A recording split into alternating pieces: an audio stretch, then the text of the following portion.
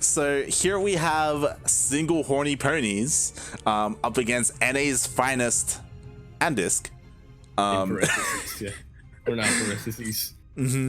Unfortunately, there are a couple of walkovers in this series. But it's not a three games did get walked over, but it's not a 3-0. Yeah. So the hype here. It does line up for us to go into our favorite map so far, Acolyte, as that will be our first game. Is that our favorite map? I like that map quite a bit. Yeah. We'll see. But I think Abyssal Reef, actually. I did not like Abyssal Reef. I remember I vetoed that. I remember you talking about how you hated Abyssal Reef when everybody else liked it. Yeah. You're the contrarian. I also remember, I'm sure Lumia will always remember because I think we played our first series together in SDO on Abyssal Reef. I remember going ultras against his bio tank. Good times. I remember that's why you said you didn't like that map is because of tank positioning. Yeah. But enough about that. Unfortunately, DisK, from his own team, NA Finest and DisK, did get walked over as he was unavailable to play his match. Same can be said for Full Heart. So Viper and Dolan do get a quick 2-0 for their team. As well as a 2v2. We're going to be skipping that in this particular series. Melody and Scrubbles going to be taking the win over Nick, NYK, and Ritza. Well, NYK and Ryza won, right? Unless I messed it up. Hold on. Hold on. NYK and Ryza won. Yeah. I'm just interpreting this wrong. So, it hasn't been a 3-0 so far. Single-Horny Ponies are up 2-1, though, so far in this best of 5. And we're going to be getting into a matchup that I haven't set up the races for. Well, potentially the tiebreaker.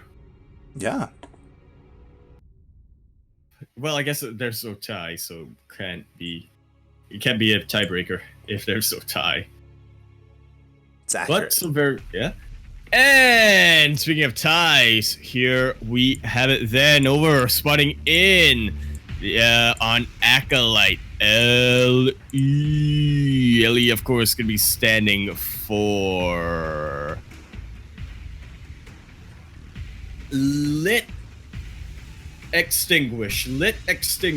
That's when, you try to set something on fire, but there's an extinguisher. It's, how you have those robots, or I guess not really robots. Well, it's kind of robotics, but, you have those sort of, like robotics 101 courses where build a machine, and what it is every time you light a lighter, it's just a fan that automatically turns on and blows it out.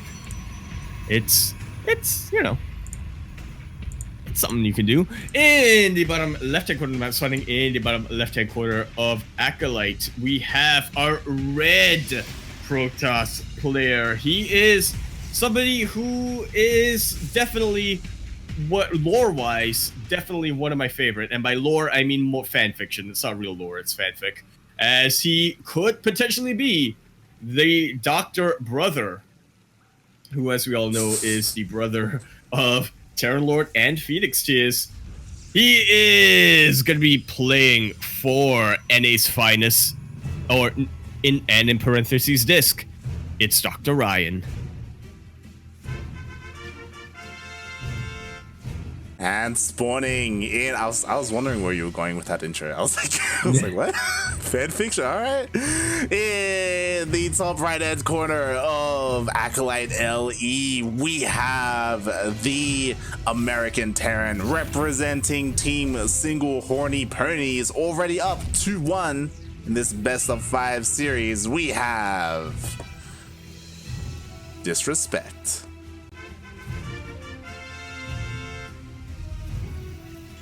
Not a doctor, though. Which not a doctor. He was, because then we could have had Dr. Bull. Yeah, I was gonna say that. Dr. Bull with Dr. Ryan, Dr. Disrespect, and Dr. Brother. Let's go. If only it had been like on the same team, on like a 2v2 or something. if only. If only. That is the ZA lore for you, by the way. Yeah. South Africa, for those wondering what Yaku is on about. But ZA. Yeah, ZA. Meanwhile, we do have this Reaper. Oh, does get taken out there in the end by those two Stalkers. Yeah, does get a very good scout coming off. Sees the buildings. Does he see the base? He, in fact, does. Isn't aware of 2 more gateways being put, though. And this could be a lot of trouble coming out for Disrespect. He does not know that it's triple gate.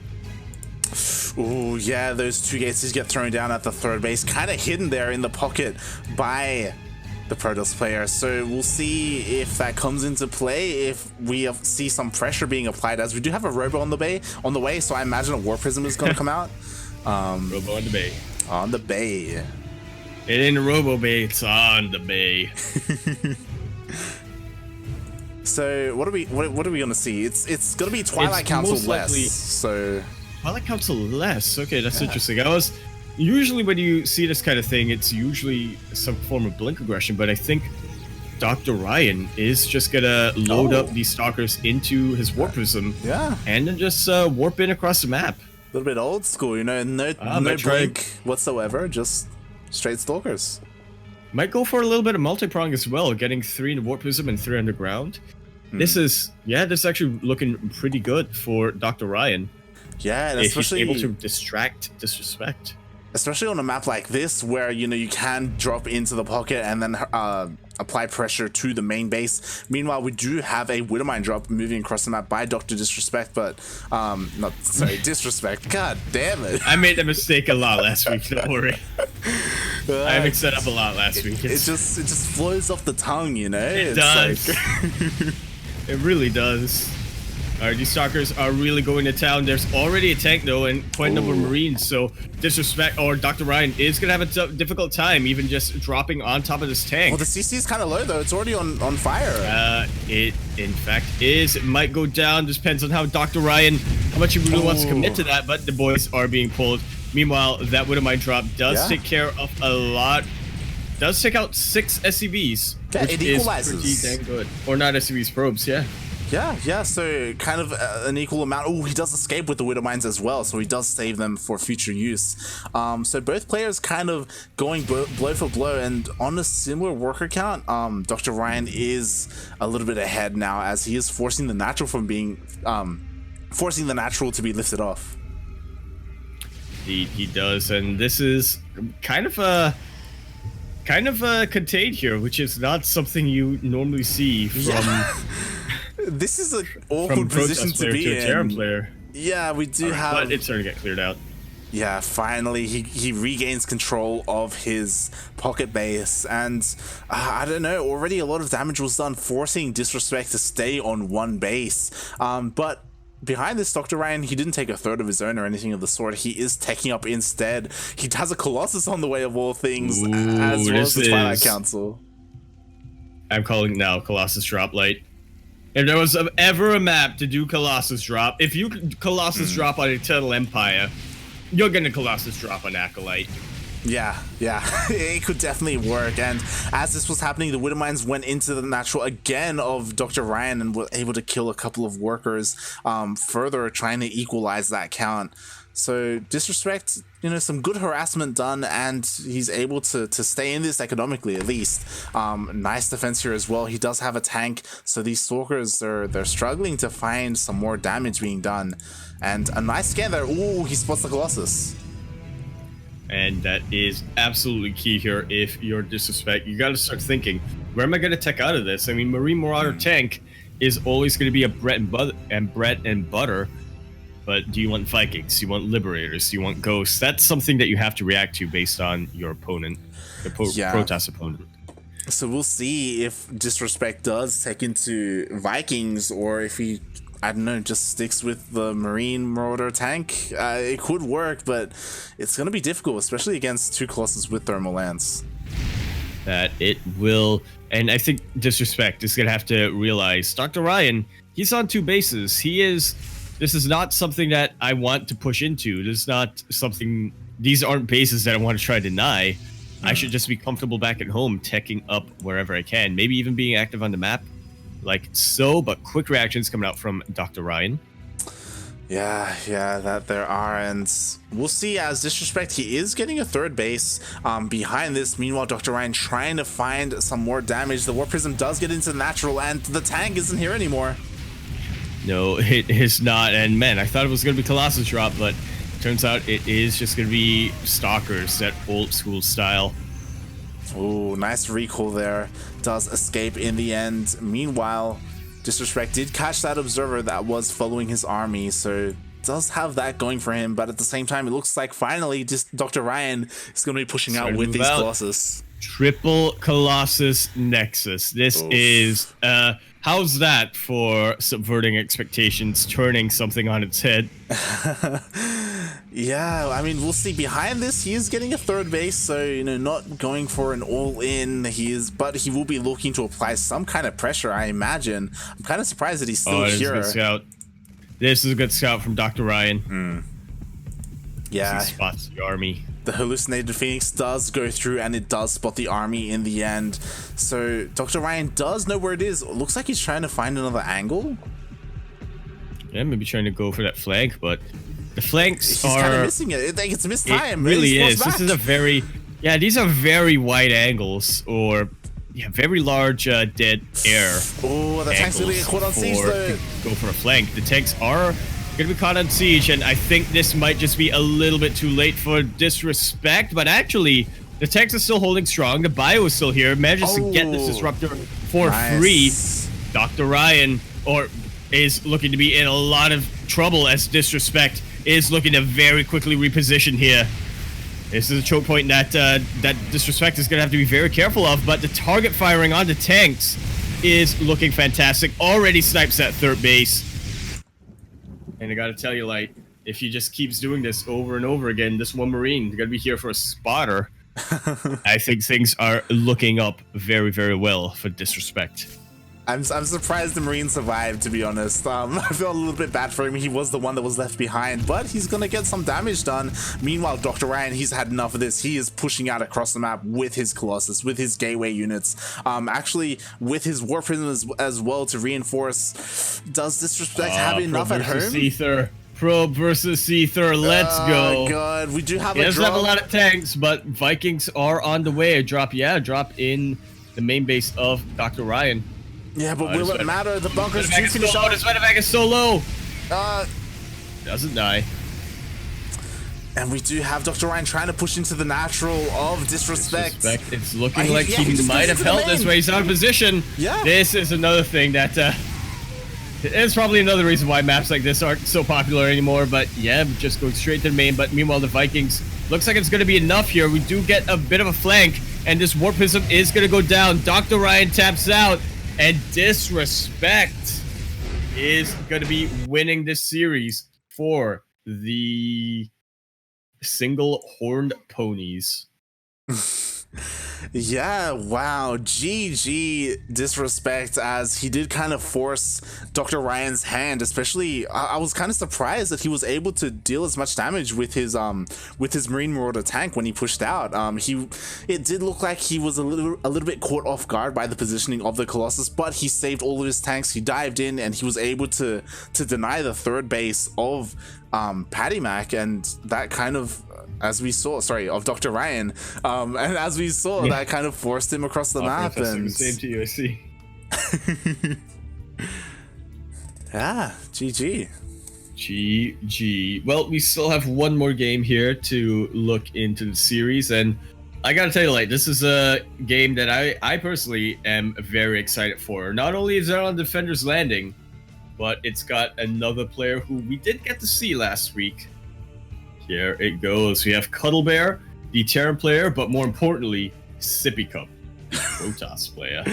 Sippy Cup, a player that I personally haven't had the luxury of casting. I've only heard of him by name. Oh, neither have I. Yeah. There we go.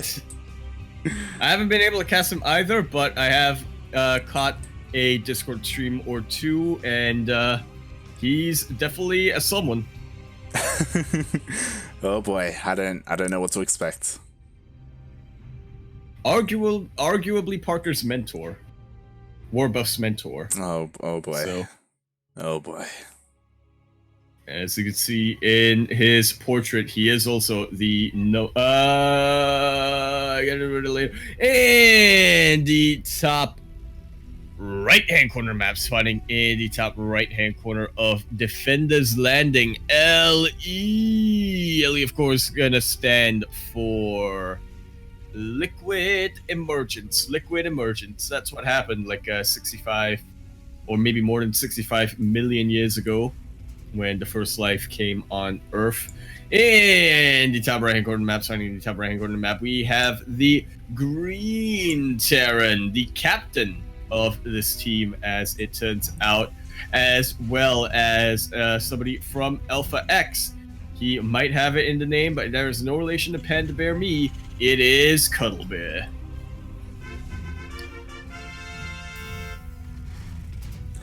And spawning in the bottom left-hand corner of Defender's Landing LE, we have the American Protoss, representing not just Alpha X, but also his current Spicy League team, NA's finest, and DisK. We have Sippy Cup.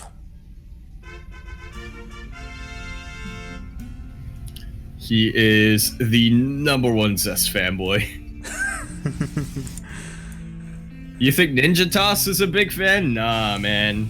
Oh, I mean, she probably is. But I was gonna say, called out. Ninja Toss, she'll fight you for it.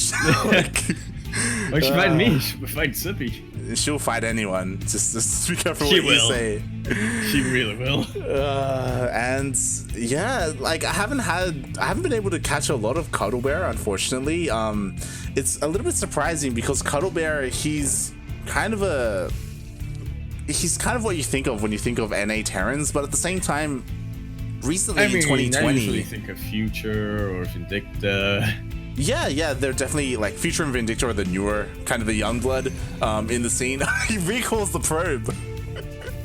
Wow. Always a good move that you can do. Yeah. Cuddle Bear, he doesn't really compete in online events. Like, he doesn't play in Battle of the Americas. He doesn't play in NA Apprentice, like the weeklies. So it's cool to see him come out for something like Spicy League. Indeed, it really is. And that's, Ooh. you know, Spicy League, definitely a more chill experience, I should say. It's still very serious. You still have some of the top players from NA, as well as Peru, as well as Vietnam, as well as Mexico, but as well as Costa Rica. We'll see Eon later on. But yeah, so far it's cool to see these two players go at it, and the same with Sippy Cup. I don't see him too often, but this Reaper is being so annoying. Jesus Christ. It really is. Hasn't really gotten too much substantial damage yet, but it is leading Sippy on a bit of a wild goose chase here.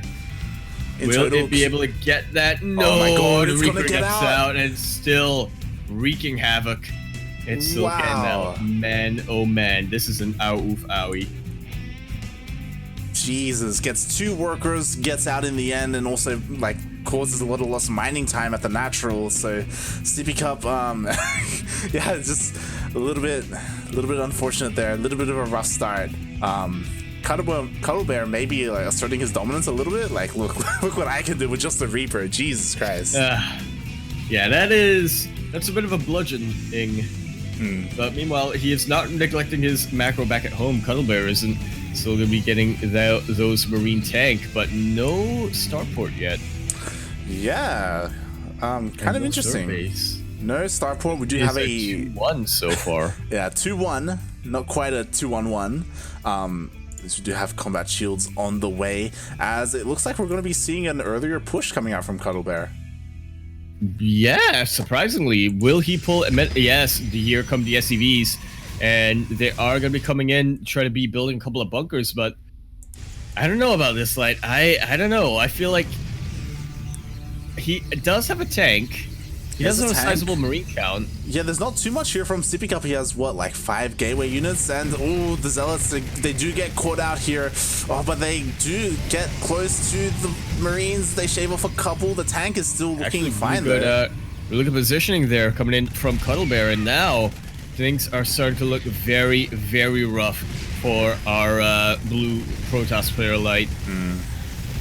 Well, it looks like he's setting up a flank though. He does have the War Prism available to him, so he could pounce upon the tanks from behind, but how much is he going to lose in the process? Yeah, that's definitely one of the advantages of having two fronts open in your natural base. Charge has already been completed, so these tanks could be in a lot of trouble here, but the bunkers are just about done. If any tank goes down, it's just going to be one, it seems. Yeah, so the tanks do go down, but the bunkers are up. They will be getting focused down, and it looks like Sippy Cup should be able to clean this up. Maybe it is a really good position here for the bunkers to be in. Sippy is losing quite a number of zealots here. This is looking very, very rough for our Protoss player. Yeah, but he's got this. He does clean it up in the end. Did lose 2 gateways though, but is it worth it from Cuddle Bear to kill 2 gateways for the cost of 2 tanks? Like, this bunker's still alive. It is still alive, so he does trade a little bit better. Alright, so overall, I'm still not convinced that was a good trade for Cuddle Bear. I think Sippy did come out of that quite a bit better, especially considering only now has the starport finished getting a Viking. Yeah, Cuddle Bear, he committed a lot to killing some gateway units and 2 gateways themselves. Like, I don't really think that was too much worth it. Now his army isn't in position to protect his mineral line. Well, he's gonna give up on that very quickly. Oh, has he though? Maybe. Has he? It does look like. Oh, this is kind of bold from Sippy Cup. Oh god, is he gonna lose his War Prism? Not yet. Oh, it's so low. This Viking does manage to get it. And that alone would have been worth losing a Viking over, I tell you, Light. You have to make sure that the Protoss player is not able to keep up that momentum when they're going into your base. And now, Sippy Cup gonna have to retreat a little bit. Gonna have to get his bearings. Yeah, and I do like this as well. Cuddle Bear, he is killing the tower to stop the reinforcements, to try and give him a better defensive position. But, that doesn't stop the Zealots from meeting up here at the natural. Looks like Sippy Cup. That's a lot of Zealots. Holy heck. That's an insane amount of Zealots. Jesus Christ. Well, we do see Cuddle Bear switching the mines a little bit here. That will definitely help. A lot better against, They tend to work a lot better against huge clumps of zealots, especially if you do have tanks in the background rather than in the foreground. Yeah, but Sippy Cup in the end decides to back off. I was kind of waiting for him to pounce upon the army and get hit by the Widow Mines, but a little bit second guessing himself. Just kind of backing off, which I do think is the right call. Waiting for his Warp Prism to come. Well, he does have to play like Zest, and if there's one thing Zest has been known for historically, anyway, caution. Yeah, meanwhile, Cuddle Bear looked like he was trying to get some Viking harass done on the outside of the map. Did kill 2 workers, which is quite nice. Not much else, though, as... I guess another one.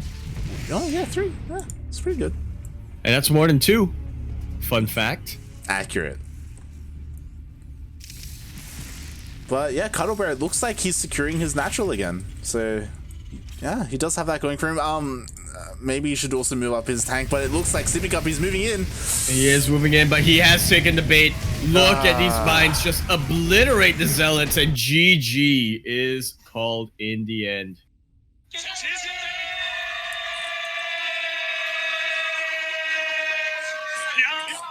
Cuddle Bear gonna be taking that, bringing this all the way home. 4-1 for the Single-Horned Ponies. Yeah, Jesus, 4-1 once again, as we did have a 4-1 in the previous match. Yeah, GG, well played. A little bit of a shorter series as there were only 2 games played, but well done by Disrespect and Cuddle Bear. It's honestly, casting Spicy League gets me a little bit nostalgic on some of these maps. Like, some of them are a little bit worse than others. Like, there's a lot that goes into a map like Defender's Landing. Like, there's a lot that happens with the tower, with the with the map with layout, the fronts. Yeah. But I'll take this. Such a short rush distance. I'll take this over purity in industry. All right, and Golden Wall. Like, you hear that, Maras? Maras, you hear that?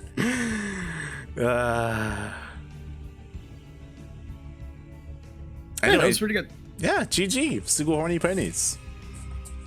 Absolutely. Here, we might actually get another 4-1 here as we move on to our next series, which has actually already been decided, the winner and the non-winner.